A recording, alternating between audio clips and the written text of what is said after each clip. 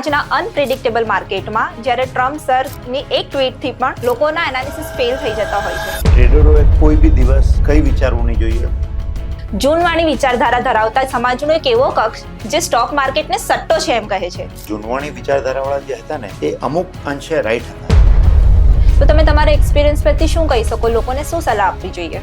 એક single advice જો બધાને હું આપવા માંગતો હું તો એ છે. તો રાઈટ મેન્ટરશિપ ક્યાંથી મળશે મને? આ તમારો ક્વેશ્ચન એકદમ વેલિડ છે મેડમ. તમને જે આઈડિયા આવ્યો છે કે rescue of traders, rescue of investors, એ એકદમ રિવોલ્યુશનરી આઈડિયા છે. શું આજનો માહોલ તમને ચેલેન્જિંગ લાગે છે? ટેરિફ વોરથી કંટાળી ગયા છો? તો મની વિંગ્સ લઈને આવ્યું છે તમારા માટે રેસ્ક્યુ ઓપરેશન. અને આ રેસ્ક્યુ ઓપરેશનમાં હું અંજના તમારું સ્વાગત કરી રહી છું. તો આજના આપણા રેસ્ક્યુ ઓપરેશનના મહેમાન છે આદિપ નુરાની, જેમને 15 થી 20 વર્ષનો માર્કેટનો એક્સપિરિયન્સ છે અને 10,000 પ્લસ એમણે સ્ટુડન્ટોને ભણાવ્યા છે અને પોતાનો એક્સપિરિયન્સ શેર કરે છે. તો આપણે શરૂઆત કરીએ આપણા પહેલા સવાલથી. આજના અનપ્રિડિક્ટેબલ માર્કેટમાં જ્યારે ટ્રમ્પ સરની એક ટ્વીટથી પણ માહોલ બદલાઈ જતો હોય છે, લોકોના એનાલિસિસ ફેલ થઈ જતા હોય છે, તો ટ્રેડરોએ શું કરવું જોઈએ? મેડમ આન્સર બહુ સિમ્પલ છે. ટ્રેડરોએ કોઈ બી દિવસ કંઈ વિચારવું નહીં જોઈએ. માર્કેટ આજે કોમ્પ્લેક્સ રહેવાની જ છે. We are into globalization now. દુનિયામાં કશે કંઈ બી થાય છે આપણને within a fraction of second data મળી જાય છે અને એ ડેટાને માર્કેટ રિએક્ટ કરતું જ હોય છે. ટ્રમ્પ સરની ટ્વીટ હોય, કશે વોરની ન્યૂઝ હોય, કશે કોઈ ટેરરિસ્ટ એટેક હોય, કંઈ બી હોય, it is going to effect the market directly, instantly. તો આજે ટ્રેડર્સે અથવા ઇન્વેસ્ટર્સે કામ કરવું જોઈએ રૂલ બેઝડ, રિસ્ક ડિફાઇન્ડ. એ પોતાની સિસ્ટમ્સથી કામ કરશે, પોતાના રૂલ્સથી કામ કરશે.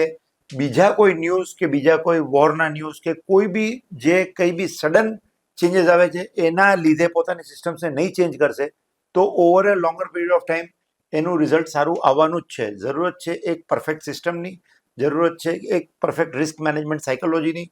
એનાથી આખું સોલ્યુશન આવી શકશે. We don't need to panic at all. એટલે આપણે આપણી સિસ્ટમને પકડી રાખવી જોઈએ.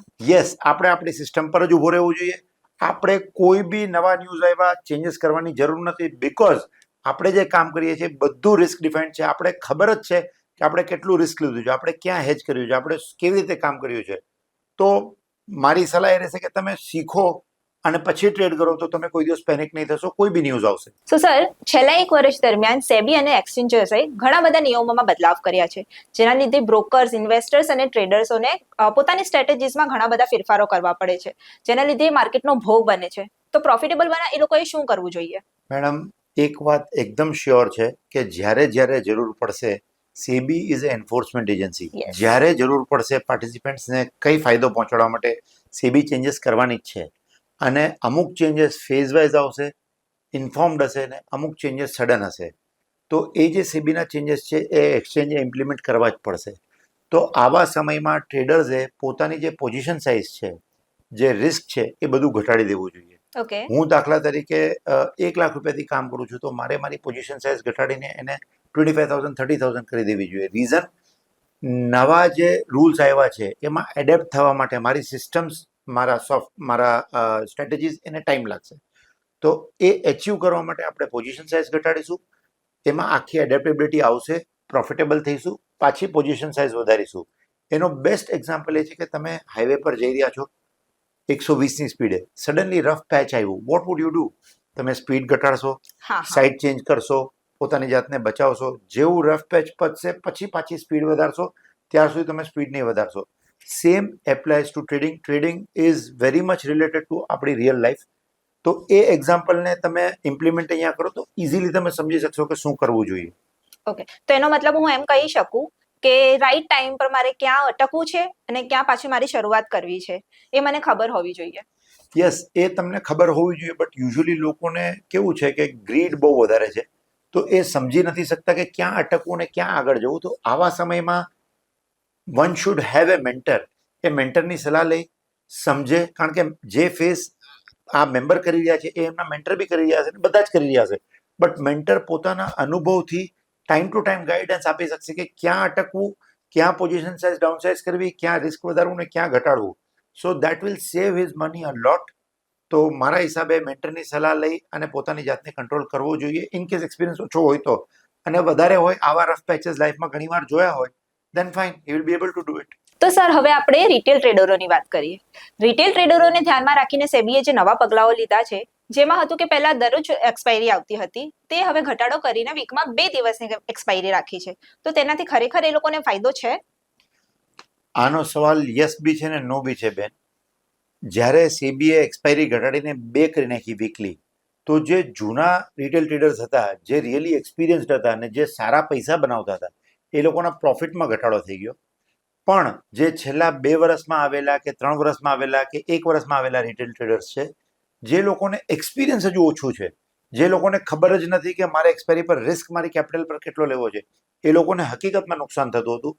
તો સેબીના આ પગલાંથી 100% એ કમ્યુનિટીને બહુ બેનિફિટ થયો છે. એટલે મેં જવાબ યસ અને નોમાં આપ્યું કે નવા બિલકુલ ફ્રેશ કે થોડા એક્સપિરિયન્સ એ લોકોને ફાયદો થયો છે, પણ જે જૂના જે લોંગ ટર્મથી કામ કરે છે એ લોકોને પ્રોફિટમાં ઘટાડો થયો છે, જે અલ્ટિમેટલી લોસ છે. સો સેબીએ જે ડિસિઝન લીધો છે એ 100% રિટેલ ટ્રેડરના હિતમાં જ છે. બટ એનો ફાયદો નવા રિટેલ ટ્રેડર્સ જે આવ્યા છે છેલ્લા વર્ષ 2 વર્ષમાં, એ લોકોને બહુ વધારે થયો છે.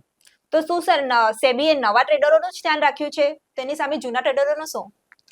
નહીં મેડમ, એવું નથી. સેબીએ નવા અને જૂના બંનેનું ધ્યાન રાખ્યું છે. કારણ કે જૂના નો ડાઉટ અમુક ટ્રેડર એવા હતા કે જે લોકોને પ્રોફિટ્સ બહુ સારા હતા, બટ થયું એવું છે કે જે મોટા ફોરેન ઇન્સ્ટિટ્યુશન્સ આવતા હતા, જેવું કે જેન સ્ટ્રીટ, આજે બધાએ નામ સાંભળ્યું જ છે, ન્યૂઝમાં બી આવે છે. તો જેન સ્ટ્રીટે મોટા જે ટ્રેડર્સ હતા જૂના, એ લોકો પાસેથી બી એવી સ્ટ્રેટેજીસ ડેવલપ કરીને પૈસા લીધા જ છે. તો સેબીનું આ ડિસિઝન જનરલી બધાને બહુ ફાયદો પહોંચાડે છે અને આપણે આ ડિસિઝનને વેલકમ કરીએ છીએ. જૂનવાણી વિચારધારા ધરાવતા સમાજનો એક એવો કક્ષ જે સ્ટોક માર્કેટને સટ્ટો છે એમ કહે છે, તો શું આપણે આપણી નવી પેઢીને સ્ટોક માર્કેટથી દૂર રાખવી જોઈએ? મેડમ, એનો જવાબ એવો છે કે જૂનવાણી વિચારધારાવાળા જે હતા ને, એ અમુક અંશે રાઈટ હતા. એ રાઈટ ક્યાં સુધી હતા? જ્યાર સુધી આપણી પાસે હેજિંગના ઇન્સ્ટ્રુમેન્ટ અવેલેબલ નહોતા, જ્યાર સુધી આપણી પાસે ડેરિવેટિવ પ્રોડક્ટ્સ નહોતા. તો જે બી તમે ઇન્વેસ્ટ કરતા હતા, માર્કેટ અપ કે ડાઉન થતું હતું, એની ડાયરેક્ટ ઇમ્પેક્ટ આવતી હતી. આજની તારીખમાં આપણી પાસે એટલા બધા ડેરિવેટિવ પ્રોડક્ટ્સ છે કે તમારી ઇન્વેસ્ટમેન્ટ હોય કે તમારી ટ્રેડ્સ હોય, બધાને તમે ડેરિવેટિવ પ્રોડક્ટ્સથી હેજ કરી અને પોતાની જાતનું રિસ્ક ડિફાઇન કરી શકો છો, પ્રોફિટ ડિફાઇન કરી શકો છો. માર્કેટ કશે બી જાય, તમે લોસ નહીં મોટું કરશો અને પૈસા બી સારા બનાવશો, એ એન્શ્યોર કરી શકો છો. તો આ સમયમાં જો નવી જનરેશન શીખીને કામ કરે, સમજીને કામ કરે અને ડેરિવેટિવ્સને કેવી રીતે પોઝિટિવલી યુઝ કરવું એ સમજે, તો this market has got a big opportunity. એ બિલકુલ સટ્ટો નથી, જે જૂનવાણી વિચારધારાવાળા એક્સેપ્ટ કરી નથી શકતા. બટ નવી જનરેશન સમજે છે. બસ જરૂર છે એક પ્રોપર ટ્રેનિંગની, એક પ્રોપર મેન્ટરની, શીખે અને આગળ વધે. તો શું સર આના પરથી હું એમ કહી શકું કે કુટુંબના દરેક વ્યક્તિએ શીખવું જોઈએ? યસ મેડમ, હું આ વાતથી સહેમત છું કે કુટુંબના દરેક વ્યક્તિએ શીખવું જોઈએ, પોતપોતાની કેપેસિટીથી શીખવું જોઈએ. કારણ છે કે જેટલું બી પૈસા લોકો આજે કમાવે છે, સેવિંગ્સ કરવા માટે એની પાસે ઓપ્શન શું છે? સેવિંગ્સ બેંક એકાઉન્ટ છે, અથવા સ્ટોક માર્કેટ છે, અથવા ગોલ્ડ જેવી સેફ હેવન વસ્તુઓ છે.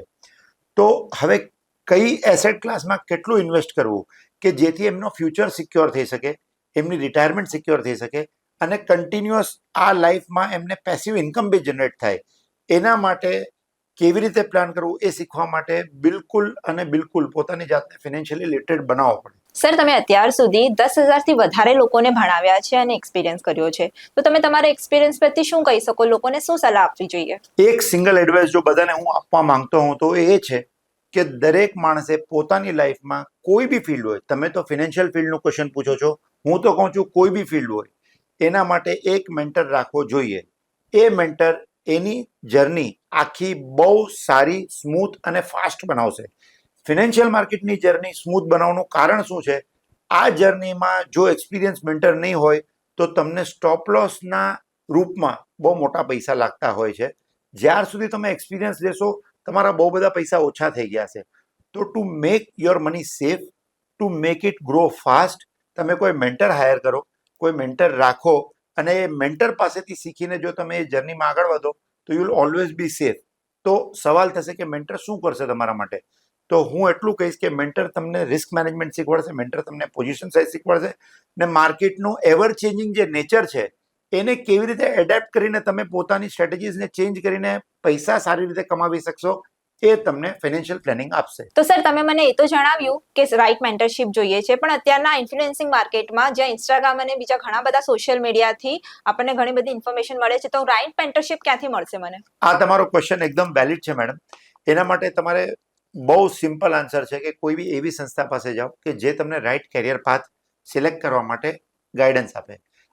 ફોર એક્ઝામ્પલ, તમારું પોતાનું ઇન્સ્ટિટ્યૂટ મની વિંગ્સ, તમને જે આઈડિયા આવ્યો છે કે rescue of traders, rescue of investors, એ એકદમ રિવોલ્યુશનરી આઈડિયા છે. આ આઈડિયા મને બહુ ગમ્યું છે. કોઈ બી તમારી પાસે આવે છે તો તમે શું કરો છો? તમે એને ગાઈડ કરો છો, તમે એને પ્રોપર પાથ બતાવો છો અને પ્રોપર મેન્ટરથી લઈ જઈને એને જોઈન કરો છો, જેનાથી એ પોતે સક્સેસફુલ કેરિયર પર પહોંચી શકે છે. તો you are doing very good. I would appreciate. અને હું લોકોને કહીશ કે તમે મની વિંગ્સ જાઓ અને પોતાનું કેરિયર પાથ સિલેક્ટ કરો, તમારું મેન્ટર સિલેક્ટ કરો. એ ટીમ તમને પૂરેપૂરી હેલ્પ કરશે તમને પોતાને ફાઇનાન્શિયલી ફ્રી થવા માટે. થેન્ક યુ સર અમને સજેસ્ટ કરવા માટે. આજના સવાલો અહીંયા જ પૂરા થઈ રહ્યા છે. જો તમને કોઈ મૂંઝવણ હોય ને તમારા બીજા કોઈ સવાલો હોય તો તમે એને કમેન્ટ્સમાં લખી શકો છો. અમારા એક્સપર્ટ તેના આન્સર્સ તમને 100% આપશે. આ જ રીતે આપણે બીજા સેશન્સમાં મળતા રહીશું. એના માટે તમે અમારી ચેનલને સબસ્ક્રાઇબ કરી શકો છો, લાઇક અને શેર કરવાનું ભૂલતા નહીં.